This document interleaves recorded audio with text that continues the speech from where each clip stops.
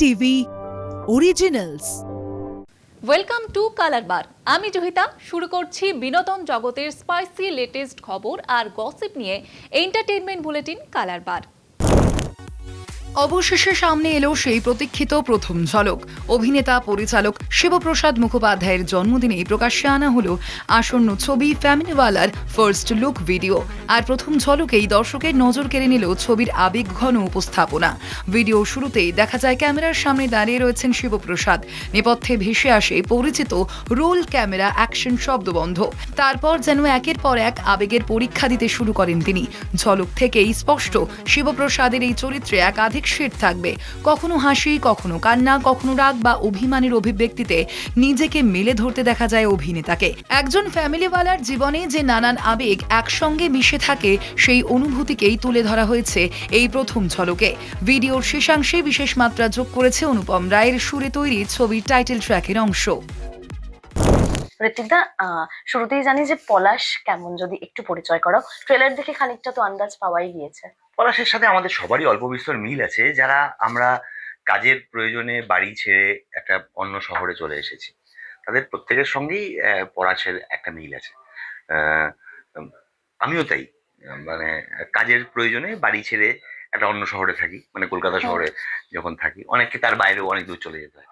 তো পলাশও তাই, পলাশ তার মফস্বল শহর ছেড়ে কলকাতাতে এসেছে। এবং এই যখন আমরা বাড়ি ছেড়ে আসি, আমরা যেমন বাড়ি ছেড়ে আসি, আমরা আমাদের বাবা মাদেরও ছেড়ে আসতে হয় এবং দিন যায়, তাদের বয়স বাড়ে। তো এবারে বৃদ্ধ বাবা মাকে ছেড়ে থাকা, তাদের নিয়ে দুশ্চিন্তা, সেগুলো আমাদের জীবনের পার্ট হয়ে ওঠে। আবার ঘটনাচক্রে তাদেরকেও আমরা আমাদের কাছে এনে রাখতে পারি না, কোনো সময় হয়তো জায়গার অকুলানে। আর এটা খুব গুরুত্বপূর্ণ হয়, তারা এসে স্বচ্ছন্দ ফিল করেন না, কারণ তারা তাদের বাড়িটাতেই, তারা তো ছেড়ে আসেননি, তারা তাদের বাড়িটাতেই থাকতে পছন্দ করেন। আহ, এই সমস্ত বিষয়ে কোনো কোনো ভাবে ফেরাতে আসে। এবং এইভাবে আমরা দেখতে পাই যে, মানে আমার যে চরিত্রটা পলাশ, সে চাকরিও করছে, একটা 40 ঊর্ধ্ব একটা ছেলে, আহ অনেক দিন ধরেই চাকরি করছে। তা সত্ত্বেও কিন্তু তার কলকাতা শহরে একটা ফ্ল্যাটের মালিক হওয়ার মতন পয়সা এখনো সে করে উঠতে পারেনি। এটা তো বাবা মার সম্পর্ক ছাড়াও এটা একটা ওভারঅল অর্থনৈতিক একটা পরিস্থিতি। সেটাও আমাদের মতন যারা নানান বিষয়ে কাজকর্ম করছি, তারাও এইটা ফিল করি। তো এই ফলে খুব চেনা, এই মানুষগুলো চেনা। আর আমাদের আর সম্পর্কগুলোর যে তার অনুভূতির যে সূক্ষ্মতা, এই যে তারগুলো আমাদের প্রতিটা সম্পর্কের সঙ্গে বাঁধা থাকে, সেগুলো কিন্তু খুব আলাদা আলাদা হয়। তাই জন্য প্রত্যেকের জীবনের গল্পগুলো আসলে খুব চেনা হলেও আলাদা আলাদা। সেইভাবে এখানেও পলাশের সাথে পলাশের বাবার যে সম্পর্ক, যেটা সঞ্জয় মিশ্র যেটা যেটা অভিনয় করেছেন, পান্নালাল সে চরিত্রের নাম। একসময় নায়ক বোধ হয়। না, ইনি একসময় ফুটবলার, মানে ফুটবল কোচ আর কি, গ্রামের, মানে আমাদের মফস্বল শহরের ফুটবল কোচ। তো বাবার সাথে এখানে সম্পর্কটা একটু শীতল, অনেক অনেক ছেলের মেয়ের সঙ্গেই হয় যে এক্সপ্রেস করতে পারে। হ্যাঁ হ্যাঁ, বাবার সাথে সম্পর্কটা একটু শীতল, মার সাথে সম্পর্কটা ভালো ছিল, মা বর্তমানে নেই। তো এরকম একটা অবস্থা থেকে ছবিটা শুরু হয়। তারপর ছবিটাতে আরেকটা জীবনের আরেকটা জার্নি হয়। তারপর কে কোথায় আসলে ফেরে, সেটার জন্য ছবিটা দেখতে হবে। ফেরার গল্পে আসবো। এই যে সম্পর্কের কথা বললে, আমার ইন্ট্রোতেও শুরু ছিল বাবা মায়ের সঙ্গে সম্পর্ক। তোমার সঙ্গে বাবা না মা, কার সঙ্গে তুমি বেশি ক্লোজ? আমাদের দুজনেরই, আসলে আমার সঙ্গে দুজনেরই খুব মানে ডিস্টিংটিভ সম্পর্ক ছিল। দুজনের সঙ্গেই দু রকমের সম্পর্ক ছিল, সাধারণত আমাদের তাই থাকে। মানে আমরা খুবই কি বলবো, মানে সুখী শৈশব আমাদের আর কি। তো ফলে বাবার একরকম ভূমিকা ছিল, মার একরকম ভূমিকা ছিল। বাবার একরকম প্রভাব জীবনে পড়েছে, মার একরকম প্রভাব জীবনে পড়েছে, দেখতেও পাই কোথায় কোথায় বাবার প্রভাব পড়েছে, কোথায় কোথায় মার প্রভাব পড়েছে, দেখতেও পাই। আজকে আমি যে মানুষটা, বা যে মানুষটাকে এমনিতে অনেক মানুষ চেনে, এই যে আমি অভিনয় করি, বা এই মানুষটা তৈরি হওয়ার পিছনে বাবার ভূমিকা প্রচুর।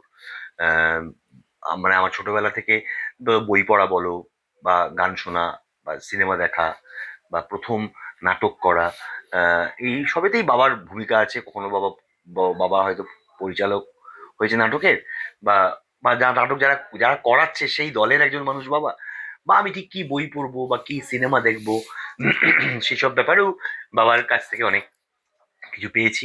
আর মানে কোনটাকে কেন অ্যাপ্রিসিয়েট করতে পারি, এইটা এইভাবে ভালো লাগলো না, কিন্তু এইভাবে ভেবেছিস কি, এইভাবে ভাবলে একরকম। এই যে সমস্ত বোধ ছোটবেলায় তৈরি হয়, তার মধ্যে বাবার একটা বড় ভূমিকা ছিল। আর আমাদের অভিনেতাদের তো মানে আলাদা করে কোনো মানে কি বলবো, কোনো বই বা কোনো খাতা থাকে না, সবটাই জীবনটাই আসলে সেইটা। তো সেটাকে দেখার যে একটা চোখ, হুম। আহ, সেটা খানিকটা বাবার থেকে, খানিকটা মার থেকে, বাবার থেকে অনেকটাও এসছে জীবন জীবন সম্পর্কিত। তো যেটা পরবর্তীকালে আমাকে আমার পেশার ক্ষেত্রেও অনেক হেল্প করেছে। আমি মানুষটাকে তো হেল্প করেছেই, এবং মানুষটা এটা হওয়ার ফলেই আর কি পেশাতেও হেল্প করেছে। ফেডারেশনের বিরুদ্ধে আইনি পথে হাঁটা হঠকারী সিদ্ধান্ত ছিল। শুধু তাই নয়, ফেডারেশন অফ সিনে technicians and workers of eastern ইন্ডিয়ার সঙ্গে আর কোনো রকম আইনি জটিলতায় যেতে চান না বলেও জানিয়েছিলেন পরমব্রত চট্টোপাধ্যায়। বিশ্বাস ব্রাদার্সের জমানায় চাপে পড়ে ক্ষমা চেয়েছিলেন পরম। রুদ্রনীলের ডাকা বৈঠকে সে কথা বলতে গিয়েই কার্যত বোমা ফাটালেন। পরমব্রত চট্টোপাধ্যায়ের মন্তব্য, সেদিন আমার সদ্যোজাত সন্তানের মুখের দিকে তাকিয়ে দাঁতে দাঁত চেপে ক্ষমা চেয়েছিলাম, আর কোনো উপায় ছিল না। তাই আমি কারো বিরুদ্ধে ব্যক্তিগত বিষোদ্গারের জন্য কারো বিরুদ্ধে ব্যক্তিগত রাগও পেশ করতে চাই না, কিন্তু আপনাদের যেহেতু বাড়ির লোক ভাবি, সেই জন্য ব্যক্তিগত অপমানের কথাটা ভাগ করে নিলাম। ভবিষ্যতে যেন এরকম পরিস্থিতি তৈরি না হয়। পরমব্রত চান বাম আমলের টলিউড ফেরত আসুক। আজকের কালার বার এখানেই শেষ করছি। দেখা হচ্ছে পরবর্তী এপিসোডে। আমাদের এই স্পেশাল বুলেটিন কেমন লাগছে আপনাদের কমেন্ট করে জানান আমাদের ফেসবুক পেজে, ইনস্টাগ্রামে, ইউটিউবে এবং এক্স হ্যান্ডেলে। অবশ্যই নজর রাখুন অন টিভিতে। অন টিভি, টিভি অন তো মিউজিক অন।